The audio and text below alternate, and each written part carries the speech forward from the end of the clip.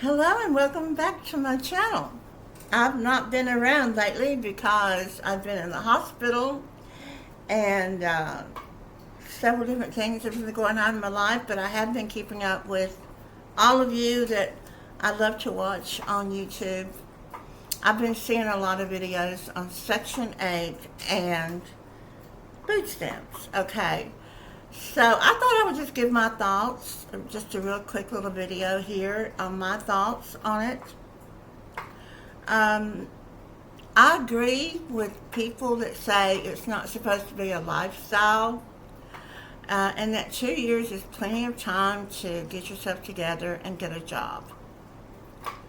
I think that jobs are plentiful in my area here, and food stamps.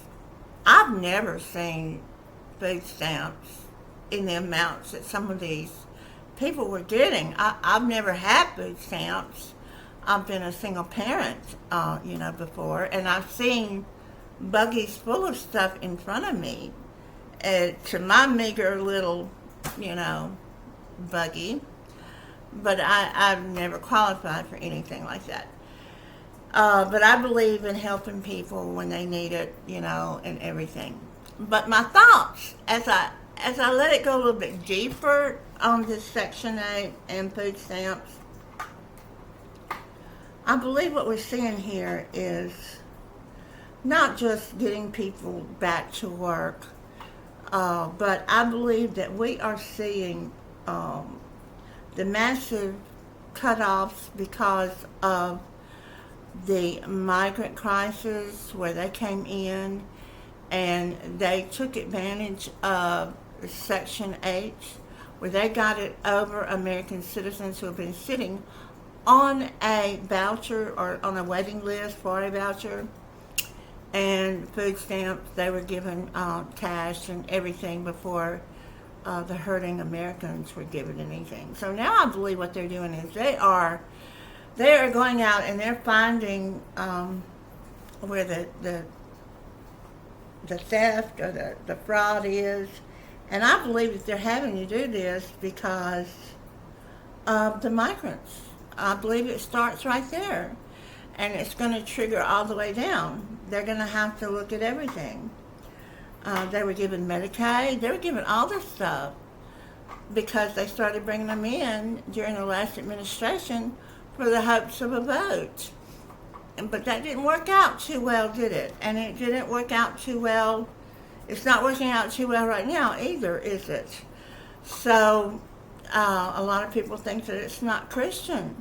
They think it's not Christian to send them back, but it is indeed Christian to do that, because the word states that if you do not take care of your own, you are worse than an infidel, one not having the faith. So you have to take care of your own first.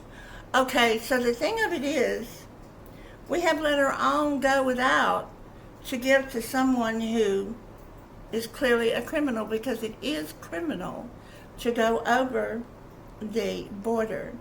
So that right there makes him a criminal. I can't think of any place, and I've got a passport, but I can't think of any place that I could go in this world that I wouldn't need a visa or a passport to get me into the country. The USA is no different. So God himself even set borders up. He set borders up for the Holy Land. And he raises up kings, puts down, he sets borders, he does all of this. But it is very unlawful what they have done. It's been very unlawful. And we've been given over to unlawfulness because of evil. And it's getting worse and worse. So we've got to take care of our own first. We have people who fought for this country, and I've known some that didn't get anything, and they're just living pillow to post. They have an animal, a dog, can't even afford dog food. I've been in that situation with a disabled veteran who had PTSD, and if you don't think that that's real, you spend the night with one. I tell you what, we were not romantic, but we were family. We were like family to each other. He was my brother, and he was afraid I was going to rat him out, and I never did, because anybody who fought for a country and kept my children free, he had the right to go out any way he wanted to. But he had a little dog, and he didn't even have money for dog food. So, you know, I would help him when I could, but I did have to stay one night with him, and it was unreal what PTSD does to people. He came up out of that bed. Of course, he couldn't stay still, but he got up and he was just screaming. He was really there in his mind. All I could do was throw cold water on him and scream, "It's not happening now. It's not happening now." But it's really real. So anyway, he went up north with his little dog. I don't know where he is. I just hope he's okay. But yeah, as I was thinking, getting back to that Section 8 and food stamps, I do believe that it has a lot to do with the fraud that's been committed by issuing food stamps and cash aid and Medicaid and Section 8 to all of these migrants. They're not immigrants, they're migrants. They have migrated, but they haven't immigrated because they have not done the proper paperwork. It's been given to them in exchange for a vote that they never got. But it's also unfair for the people that did do it correctly. You know, we have a lot of people from different countries that came over here. They assimilated into the way of life of the American people, and they opened businesses, and they love Americans. We love them. They did everything the right way. But it took them years to get over here. They had to sit on waiting lists. They had to fill out all the forms. They had to pay for these forms. And let me tell you something. These forms from USCIS are not cheap. But they did it the right way. They didn't come over as a criminal. They came over as a migrant seeking immigration through the right immigration channels. And they did all the proper work. So yeah, those are legal immigrants. These are migrants.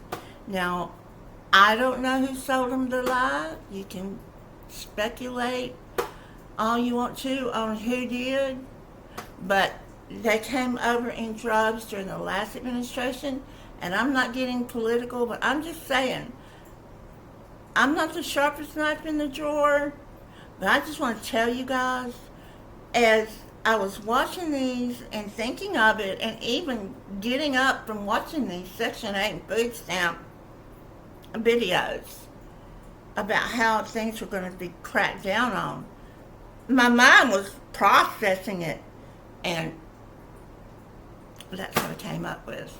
That they have to. They have to, because they got to see who is and who ain't. So they're going to have to go down these rosters of Section 8, and they're going to have to do that, because the collateral damage is you guys that are getting it.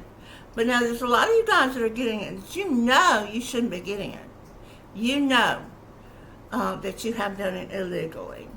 And the best thing for you is to own up to it, really, because there might be a time that you might need it in the future, and it will be there for you. But to maybe fend off any fees, because I've seen some people, they got to pay back $27,000 for food stamps. I mean, that's a lot of money, guys. I mean, if you did it, I would own up to it right away and say, "You're sorry, please don't hit me with that. Anyway. But that's really all I have to say. I think it's much bigger than just the American people who are getting it. I think it is something to do with all these that came in illegally, and they are having to now go back to the rosters to see who is on there, and they're having to knock them off. And they're having to start with the immigrants and go on down the line. And if your name comes up that you are getting it fraudulently, then you know.